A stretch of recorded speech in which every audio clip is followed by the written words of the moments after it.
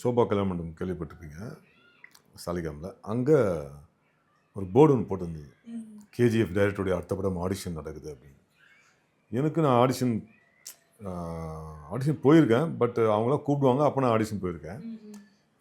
வெளியே பார்த்தா ஏகப்பட்ட கூட்டம் நிற்கிது, ஒரு 200-300 பேர் மேலே நிற்கிறாங்க. க்யூவில் நின்றுட்டு உள்ள ஒவ்வொருத்தராக போய் ஆடிஷன் கொடுக்குறாங்க.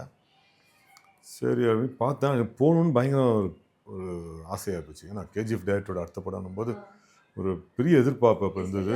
ஸோ அதனால் நான் வந்து வெளியே நின்றுட்டு பார்க்குறேன், கூட்டத்தை பார்க்குறேன், போகலாமா வேணாவா அப்படின்னு யோசிக்கிறேன். அந்த போஸ்டரில், அந்த பெரிய ஹோர்டிங்ஸில் கீழே ஒரு மேனேஜர் பேர் போட்டு நம்பர் ஒன்று போட்டுது. சரி சும்மா அடித்து பார்ப்போம் அப்படின்னு சொல்லிட்டு அந்த மேனேஜருக்கு ஒரு கால் பண்ணேன். இந்த மாதிரி சம்பத்ராம் ஆர்டிஸ்ட் பேசுகிறேன் சார், தான் அந்த ஹோர்டிங்ஸ் பார்த்தேன், அவ்வளோ கூட்டமாக இருக்குது, எப்படி வருதுன்னு தெரில, ஏதாவது கொஞ்சம் ஹெல்ப் பண்ண முடியுமாண்ணே. நீங்கள் ஏன் சார் கூட்டமாக வரீங்க, நான் வந்து உங்களுக்கு கூட்டம் வரேன், எங்கே இருக்கீங்க அப்படின்னாரு. இல்லை இங்கே காரில் உட்காந்துருக்கு சார்ண்ணே.